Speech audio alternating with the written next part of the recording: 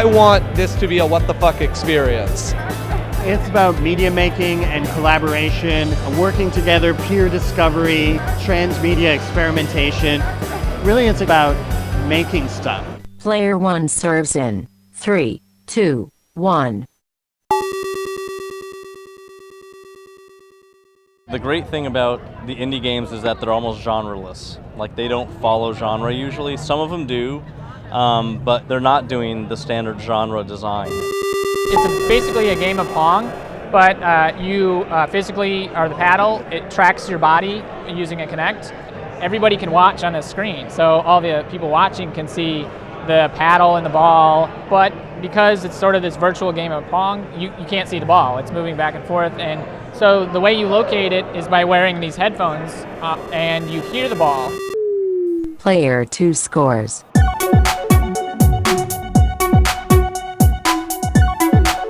So there's a really healthy, exciting indie game scene in the UK. So we made International Racing Squirrels. It's a race management sim. It's about running an international squirrel racing team who fly off to exotic locations around the world, who you train up with running and weights and massage and the ancient squirrel martial art of scudo, which many people don't know about. We're inspired by 1940s drag racing commentary in the US, actually. Texting insults to each other now. We paper prototyped it and we took that game to pubs and we let everyone play the game before we had done a single line of code.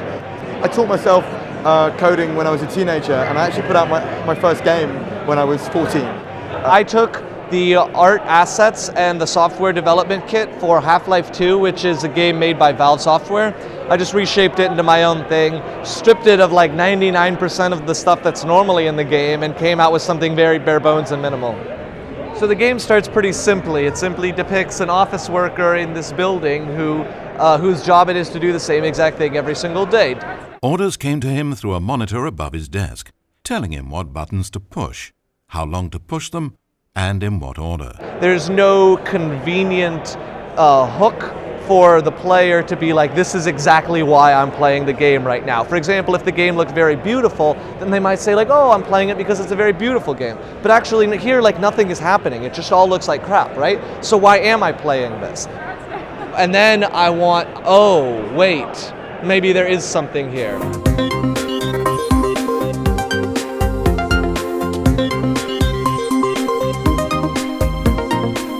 The product originally started as a project at MIT. The founders of the company were researchers at the Media Lab.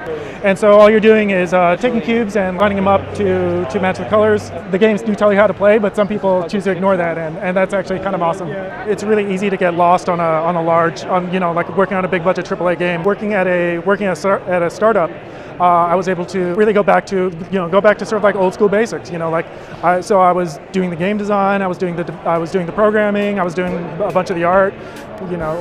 Working directly with the composer.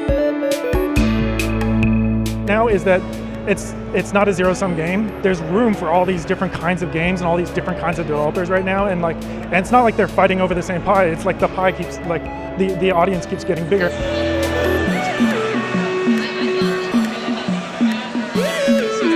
The idea behind Tengami is that you're a character in a pop-up book. And I show you this, so the game starts off with you looking just like at a closed book. And if you gently swipe your finger across the screen, you reveal the first part of the world.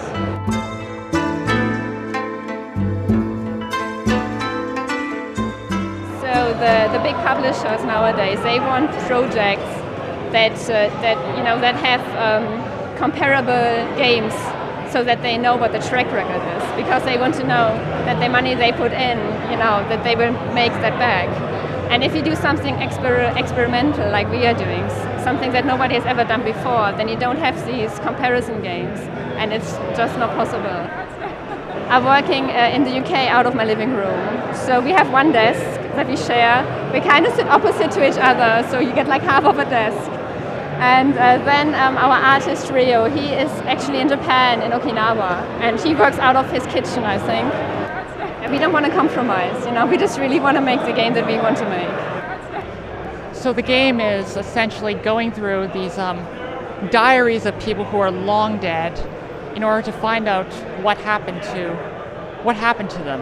It's based on Korean history, so the inspirations were I read a lot of court poetry from the time, a lot of historical texts and that sort of thing.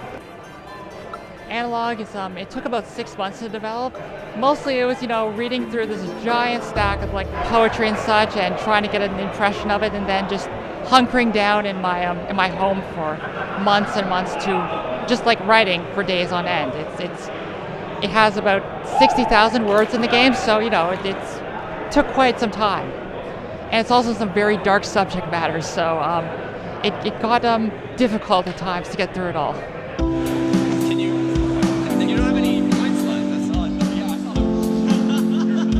Prom Week is a little inspired by real life, I would have to say. Crazy, like week before the prom, what to do with each other. You can get the characters into these like, really weird situations that we as the designers didn't even necessarily think up. There's a mix of pain and pleasure. You can have the characters be really mean to each other and really nasty, but you can also like try to reform the bully, or have the jock make friends with the nerd. Ben and I had the extreme pleasure of writing these 5,000 rules. and these rules can range from like the incredibly simple, like, oh, if I'm dating you, I'm going to be more inclined to be nice to you, or they can be arbitrarily complex. So like if someone else did something mean to me, and then you then did something mean to that person who did something mean to me, I'm going to be more inclined to fall in love with you. So that's 2. Then we have 4,998 more of those or so. If you can make money off your game, it lets you make more games, right? And the best thing is I can sell to Sony. I made it at home. I sell to Sony. I make money. I stay at home making more cool games. I don't have to be in San Francisco or New York to make games that can reach everyone in the world. We have about 10 companies that are indie startups. It's Lexington, Kentucky, which is so cool because we've democratized sort of this game development. Just seeing all the new ideas and see what we can live up to. You see all these games and like you're just like, oh, I want to go back and work on my game because like I want to try to watch people like have this much fun with like something you've created.